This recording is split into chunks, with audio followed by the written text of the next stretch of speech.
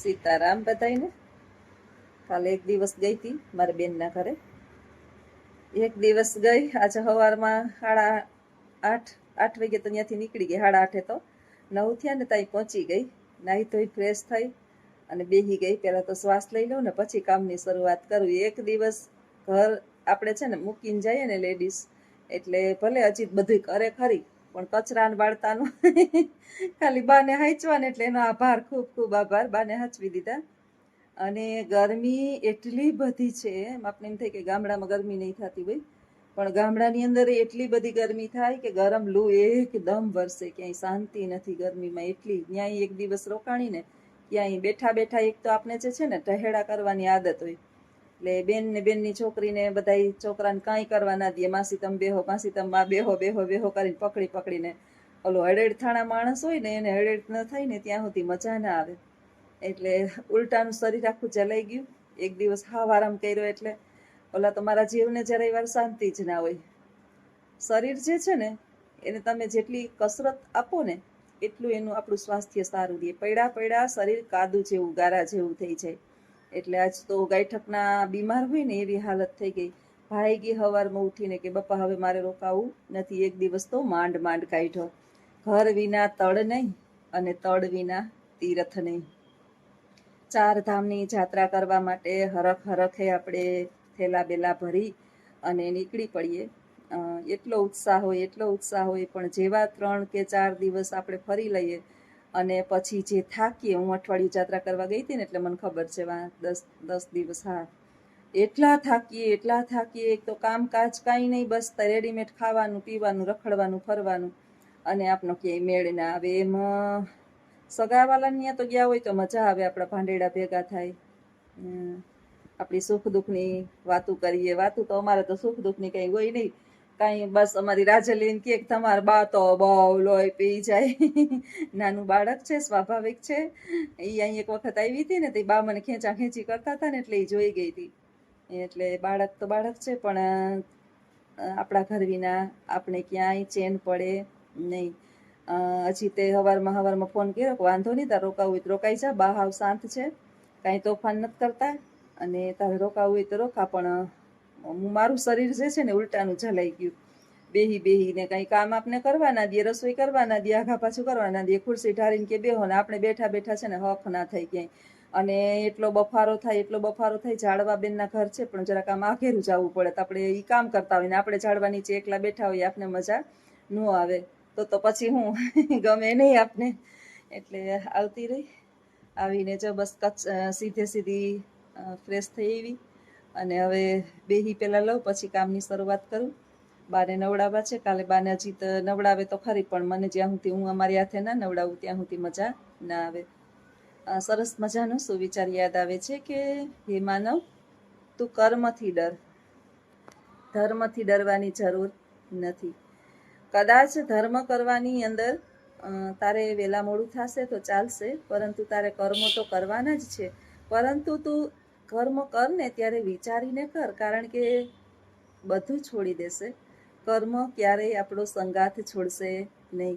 જેમ 100 ગાયોમાંથી વાછરડું એની માતાને શોધી લે, એમ હજારો માણસોમાંથી આપણું કર્મ આપણને શોધી જ લે.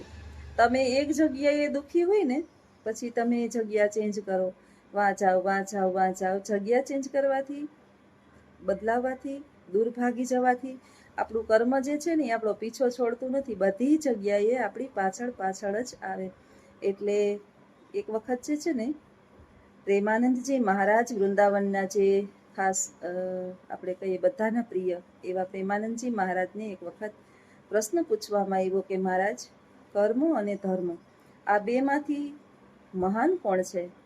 અને જેણે પ્રશ્ન પૂછ્યો હતો ને, એણે કદાચ એમ કીધું કે કદાચ મારી દ્રષ્ટિએ કર્મ મહાન છે. એટલે સરસ મજાનો જવાબ પ્રેમાનંદજીએ આપ્યો કે કર્મ મહાન તો છે જ, અને મહાન નથી પણ કઈ રીતે એ તમારે સમજવાનું જરૂરી છે. જ્યારે કર્મ જે છે ને એ ધર્મ સાથે જોડાય ને તો મહાન બને છે. એકલું કર્મ મહત્વનું નથી. તમે ચોરી કરો ને એ કર્મ છે. તમે કોકના સાથે છેતરપિંડી કરો એ પણ કર્મ છે, વિશ્વાસઘાત કરો એ પણ કર્મ છે, ભ્રષ્ટાચારી કરો એ પણ કર્મ છે, ખોટું બોલો એ પણ કર્મ છે, કોઈની નિંદા કુતલી કરો એ પણ કર્મ છે, પુણ્ય કરો એ પણ કર્મ છે, તમે અબોલ જીવની સેવા કરો એ પણ પુણ્ય છે, કોઈના સારામાં જીભ વાળો એ પણ કર્મ છે, અને સત્કર્મોમાં જોડાઈ અને પ્રભુનો સત્સંગ કરો એ પણ કર્મ છે. હવે તમારો કર્મ જ્યારે ધર્મના નામે જોડાઈ જાય, ધર્મ એટલે સારું કર્મ કરો, અને સારું કર્મ એટલે ધર્મની સાથે જોડાઈ જવું એ જ સારું કર્મ છે. એટલે કર્મ અને ધર્મ વચ્ચે કંઈ ફેર નથી, બંને જોડાઈને ત્યારે એ સત્કર્મ બને. અને સત્કર્મ કરવા માટે થઈ અને 100 વખત આપણે જે છે ને એ વિચાર કરીને કામ કરવું જોઈએ. ઘણી વખત જે છે બે બહેનો બે ભાઈઓ કાંઈ પણ કોઈ વાતો કરતા હોય અને આપણે જે છે અચાનક જ ત્યાં પહોંચી ગયા હોય અને વાત સાંભળીએ અને આપણને કાંઈ જ ખબર નથી અને કોઈની ચાલતી હોય ત્યાં નિંદા કુથલી અને આપણે કહી દઈએ કે હા સાચી વાત છે, આ પણ આપણે કર્મ કર્યું છે. કંઈ જ ખબર નથી કોણ શું કેની વાત ચાલે છે, એ માણસ સારું છે કે ખરાબ છે. જે લોકો વાત કરે છે ને એ એના દ્રષ્ટિકોણ પ્રમાણે વાત કરતા હશે. કદાચ આપણે જેની વાત સાંભળીએ છીએ એ માણસ સજ્જન પણ હોઈ શકે અને એને દુર્જન સાબિત કરવામાં આપણે હા પાડી છે. એટલે આ પણ આપણું એક ખરાબ કર્મ જ ગણાય. એટલે પરમાનંદજી મહારાજે ઘોટડો ઉતારી દીધો સામેવાળા માણસને.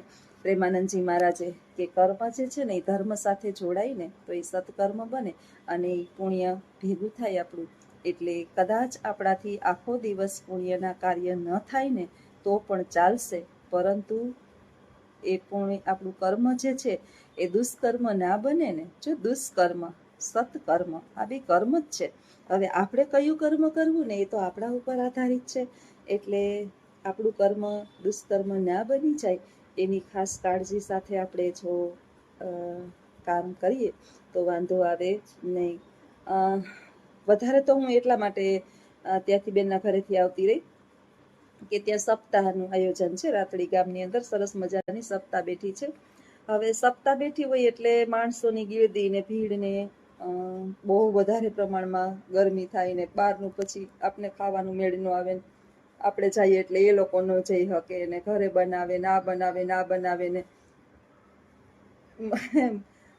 ભાણેજ છે ને એને બહુ મારું બેનનો દીકરો માંડ માસી વાતો એડ થતા હોય એ બેહો ચાનમુનામાં તમે કહી રાખો માસીને કઈ ચિંતા નહીં. એટલે આપણે બેઠા બેઠા સારું સારું એવી વસ્તુ ખાઈએ એટલે ઉલટાના જલાઈ જાય અને પેટ જે છે એ બિચારું ભારે ભારે થઈ જાય.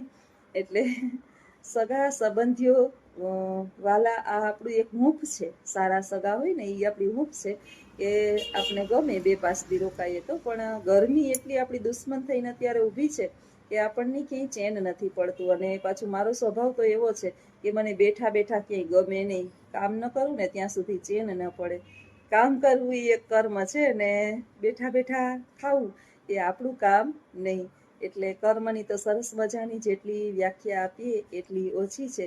ભગવદ્ ગીતાના કર્મયોગની અંદર ભગવાન શ્રી કૃષ્ણએ અર્જુને જ્યારે બધા હથિયાર નીચે મૂકી દીધા હતા ત્યારે સરસ મજાનો શ્લોક બોલ્યો હતો કે કર્મણ્યે વાધિકાર અસ્તે મા ફલેષુ કદાચન મા કર્મ ફલ હેતુર્ભૂ સંગ અસ્તે કર્મણા. હે અર્જુન, કર્મ કરવામાં જ તારો અધિકાર છે, ફળની આશામાં નહીં. ફળની અપેક્ષા રાખી અને તું કામને છોડનારો બનીશ નહીં. આ બધા જે કૌરવ સેના બધા તારી સામે ઉભેલા છે ને એને તારે મારવાના છે. તારે એની સાથે યુદ્ધ કરવાનું છે. તારા સગા છે એ તારે જોવાનું નથી. તારો અધિકાર માત્ર કર્મ કરવામાં છે. એ તારા સગા સંબંધીઓ મૃત્યુ પામશે અને તું રાજસત્તા ભોગવીશ કે નહીં ભોગવીશ એ વાત તો અલગ છે. એ તો ફળ છે અને ફળની આવી અપેક્ષા અને સાથે તું જો કામ કરવાનું છોડી દઈશ તો એ ચાલશે નહીં. તો કામને છોડનારો ન બને. એટલે આપણે પણ આપણું કામ અવિરત કરી રાખવાનું છે. ફળ તો ઈશ્વર આપશે જ. તમે જે પ્રકારનું આપણે કર્મ કરીએ મારાથી માંડીને કોઈ પણ કે જેવું કર્મ એવું ફળ. એટલે સત્કર્મ કરીએ તો 5 દિવસ મોડું પણ એનું ફળ મળે અને દુષ્કર્મ કરીએ તો પણ 5 દિવસ મોડું એનું ફળ મળે. તો આવા જ મારા વિચારો સાથેના વિડીયા તમને ગમતા હોય તો વિડીયોને લાઈક કરજો, શેર કરજો અને સબસ્ક્રાઈબ કરજો. આવજો. સીતારામ.